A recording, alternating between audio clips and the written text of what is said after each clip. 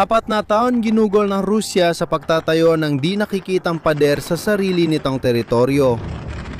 Patong-patong na depensa, dinisenyo para sa iisang layunin, pabagsakin ang mga drone ng Ukraine bago makarating sa target.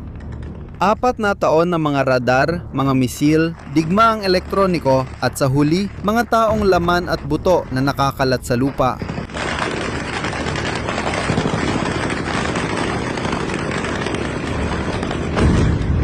At pagkatapos, isang gabi ng Mayo noong nakaraang taon, sa ibabaw ng sinakop na Crimea, isang murang drone lang ang gumawa ng isang bagay na nagpabagsak sa buong pader na yon.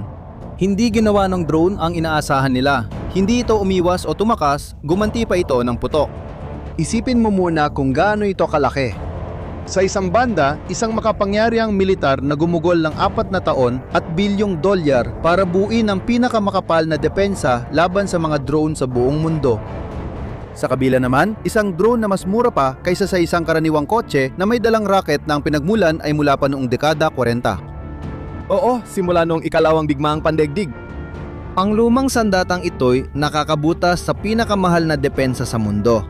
Eksakto, ang depensang yan na may sobra-sobrang radar, mga misil at elektronikong pakikidigma.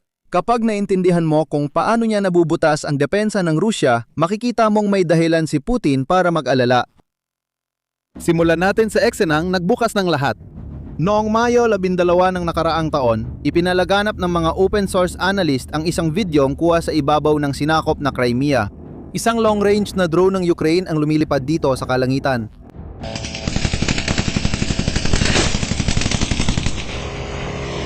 Ginagawa nito ang isang bagay na di pa nagagawa ng ibang drone na ganito noon. Nagpapakawala ito ng rocket mula sa ilalim ng pakpak papunta sa target na Ruso sa lupa, tapos ipinagpapatuloy ang pangunahing misyon. Inatake niya habang dumadaan at nagpatuloy lang. Ang mga unang nakakita ay agad na naintindihan kung ano ang ibig sabihin nito para sa natitirang bahagi ng digmaan.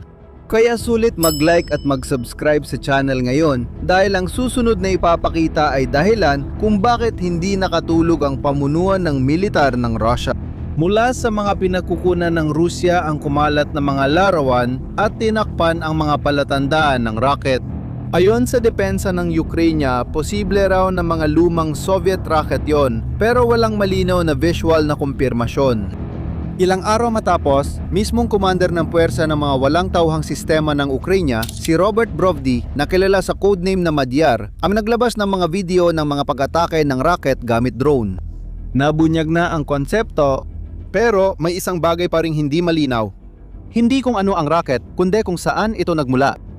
At dito nagmumula ang sorpresa. Ang sandatang ito ay hindi bago. Mas matanda pa ito kaysa sa karamihan ng mga taong nanonood ng video na ito. Ito ay ang AS-5, isang hindi ginagabayan na rocket na 57mm na ang pinagmulan ay nagsimula pa noong 1946 nang simulan pag-aralan ng mga inhinyerong Soviet ang mga rocket ng Aleman na nakuha matapos ang ikalawang digmaang pandaigdig. Ilang taon bago ito naging sandata at ginamit sa serbisyo noong kalagitnaan ng dekada 50. Nilikha ito noon para pabagsakin ang mga formasyon ng bomber na pinaputok mula sa mga fighter jet, ibang-iba sa layuning ngayon. Naging sandata ito bilang sandata para sa malapitang suportang panghimpapawid ng Soviet at ginamit sa Afghanistan, kung saan ito nakilala bilang hindi eksakto. Sobrang kalat ng tama nito, kaya sinasabi ng mga piloto na pangtakot lang ito sa kalaban. Ang mas malaking kapatid nito, ang S-8 na 80mm, ay pumasok sa serbisyo noong dekada 80 na may mas malakas na ulo ng bala. Isa sa mga bersyon nito ay kayang butasin ang 4 na daliri ng solidong bakal na balute. Ito ay murang lumang armas mula sa panahong inakala nating tapos na. Bakit muling gagamitin ang lumang rocket na ito? Ang sagot, sa totoo, hindi ito kasing romantiko ng inaakala. Ayon sa punong taga-disenyo ng gumawa, isa sa mga dahilan ng pagbabago ay dahil lang sa sobrang supply. Ang Ukraine ay may napakalaking inventaryo ng mga natitirang rocket na nakatambak lang at hindi nagagamit. Hindi ito bigla ang katalinuhan. Tumingin lang sila sa bodega ng naipong bala at nagtanong, paano kaya kung magawa natin ang paraan para magamit ito? Ang katalinuhan ay hindi sa rocket mismo, kundi sa kung saan ito tumama. Matagal nang may ganitong rocket ang Ukraine simula ng digmaan at ginagamit na nila ito. Sa simula ng pananakop, ginamit ng Ukraine ng mga rocket mula eroplano at helicopter laban sa mga posisyon ng Russia sa silangan at nagdulot ito ng malaking kapalit para sa kanila. Para magamit ang hindi guided na rocket, kailangang lumapit ang sasakyang panghimpapawid sa target. At ang lumapit sa himpapawid ng Ukraine ay nangangahulugan ng pagpasok sa abot ng mga Russia na anti-aircraft system na Pantsir ng mga portable missile na pinapaputok ng sundalo mula sa balikat at ng mga sistemang Tor at Buk. Sa madaling salita, umiiral ang sandata pero anumang plataporma na kaya magdala nito ay napapabagsak sa daan.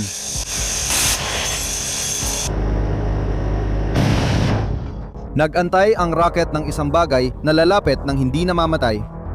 At yon ay hindi eroplanong may piloto, kundi isang murang drone na disposable at walang iiyak kung bumagsak.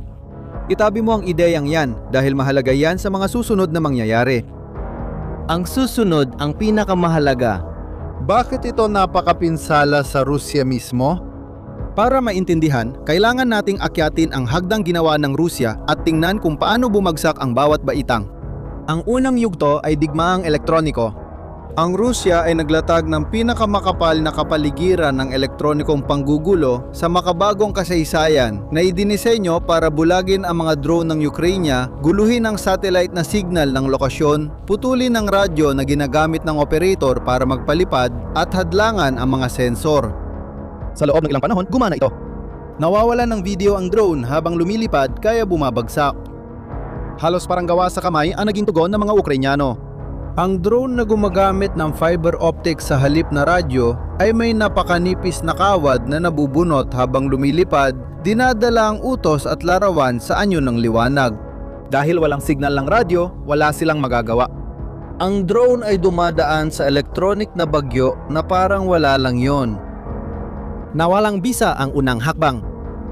Ang ikalawang hakbang ay ang mga misil. Mga sistema tulad ng Pantsir. Mobile na plataporma sa track na inyanunsyo ng Rusya bilang pinakamahusay sa mundo sa pagpabagsak ng mababang lipad na drone. Ang problema, ang Pantsir ay para sa mas malalaki at mataas na target. Laban sa maliliit, murang drone na halos hindi makita sa radar, napatunayan itong mahal at masyadong hindi epektibo. At ang mga numero na mismo ang nagsasabi ng kwento. Noong nakaraang taon lang, sinasabi ng Ukraine na nakasira sila ng mahigit sa 136 na sistema ng depensang panghimpapawid ng Rusya. May ilang ulat na nagsasabing umabot pa ito sa 170.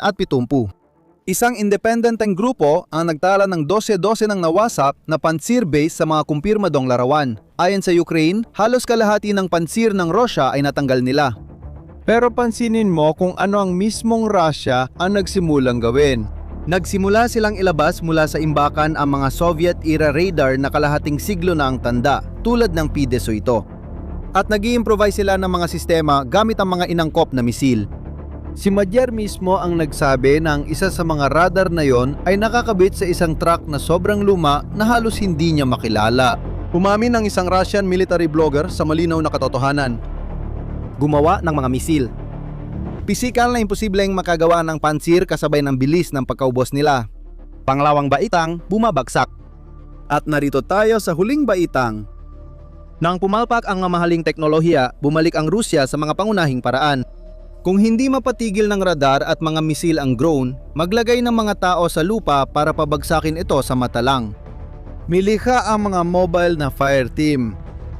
Maliliit na koponan na nakapuwesto sa mga ruta ng paglapit ng mga drone, armado ng mga machine gun, pero kadalasan din ng mga rifle at sniper rifle na may thermal scope para makakita sa dilim. Sila ay mga mangangaso. Mga lalaking nakahiga sa lamig, nakamasid sa kalangitan sa gabi, gamit ang isang scope na ginagawang larawan ng init, naghihintay na lumitaw ang mainit na bahagi ng makina ng isang drone.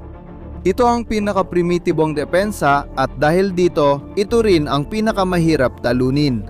Hindi mo talaga malilin ang lalaking may rifle. Ito na lang ang tanging bagay na nakatayo pa para sa Rusya. At ito mismo ang bumabagsak na yon. Para maintindihan ang pagbagsak nito, dapat makita ang pagkakaibang bumabago sa lahat. Pansinin mo. Lahat ng naunang adaptasyon ng mga Ukrainian ay pinatakas ang drone. Ang fiber optic na drone ay hindi nakikita habang dumadaan. Kapag nawalan ito ng signal, agad bumabagsak. Ang lohika ay palaging umiwas sa depensa. Binabaliktad ng drone na may rocket ang lohikang ito sa unang pagkakataon. Hindi siya umiiwas sa mga ngaso. Kapag nasalubong niya ang grupong Ruso, nagpapaputok siya ng rocket na para sa mga tropa sa lupa. At tuloy siya sa kanyang target. Malaki at simple ang pagkakaiba. Isang drone na na-jam ang bumagsak nang walang nasaktan. Ang armadong drone ay gumagante at hindi ito nagkataon lang.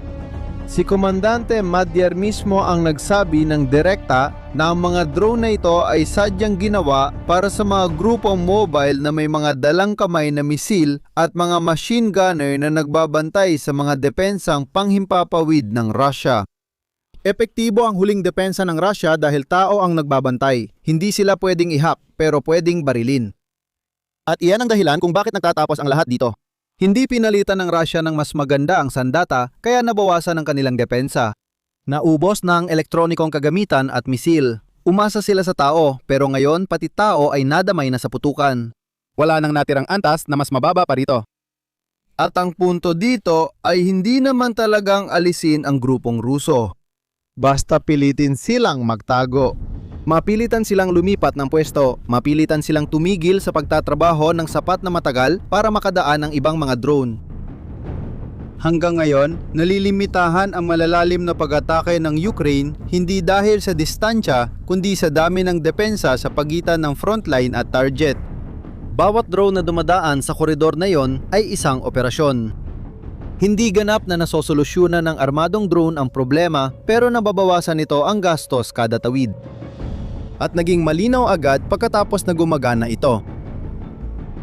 Noong ika-17 ng Mayo, mismong Ukraine ang naglabas ng video ng isa sa mga drone na ito na tumatama sa isang sentro ng estratehikong komunikasyon ng Russian fleet sa Black Sea sa sinakop na Crimea. Isang protektadong infrastrukturang militar ang tinamaan ng drone na may mga rocket para buksan ang daan papunta rito. Naisip mo na ba kung saan ito pupunta? Naipakita na ito ng Ukraine sa ibang lugar dati. Narinig mo na ba ang tungkol sa Magura? Nagsimula ang drone na pandagat bilang bangkang may bomba na dinisenyo para bumangga sa barkong Ruso. Tumugon ang Rusya sa pamamagitan ng pagpapadala ng mga helikopter para habulin ang mga bangka bago pa man makarating ang mga ito. Tugon ng Ukraine ay armasan ang sariling bangka ng air-to-air na missile. At sa pagtatapos ng 2024, sinabi ng intelihensya ng Ukraine na nakapagpabagsak sila ng isang helikopter ng Rusya gamit ang isa sa mga bangkang yon. Oo, isang bangka ang nakapagpabagsak ng isang sasakyang panghimpapawid.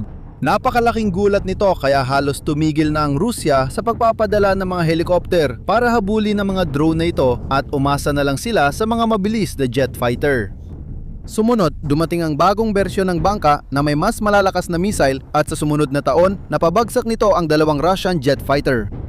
Pareho ito sa drone na may rocket, plataporma na may layunin, nakatagpo ng depensa at nagkaroon ng tamang sandata para mapabagsak yon nang hindi nawawala ang orihinal na gamit. Ang susunod na hakbang na pinag-uusapan na sa mga defense circles ng Ukraine ay palitan ng simpleng rocket ng guided rocket na kayang habulin ang mga gumagalaw na target. Dito na lumalawak ang usapan, hindi na lang tungkol sa rocket at drone. Tingnan mo kung ano talaga ang nangyari sa loob ng 4 na taon. Noong 2022, ang Rusya ang nanguna. Ang Rusya ang unang gumamit ng fiber optic na drone at kinopya ito ng Ukraine sa loob lang ng 1 buwan.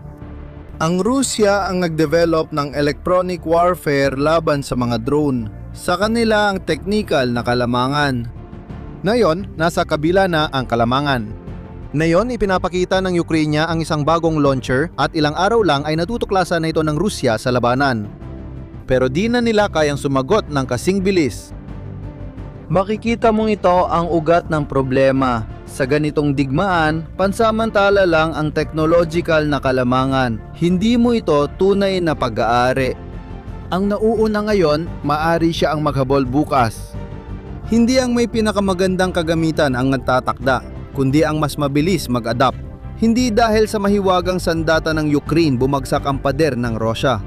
Bumagsak iyon dahil sunod-sunod na binuwag ng Ukraine ang bawat layer kasing bilis ng kayang buuin ng Russia at pagkatapos mas mabilis pa. Gaya ng nakikita mo, nagamit na ng Russia lahat ng barahan nila, elektronika, misil at sundalo. At wala nang natirang alas sa kanilang manggas.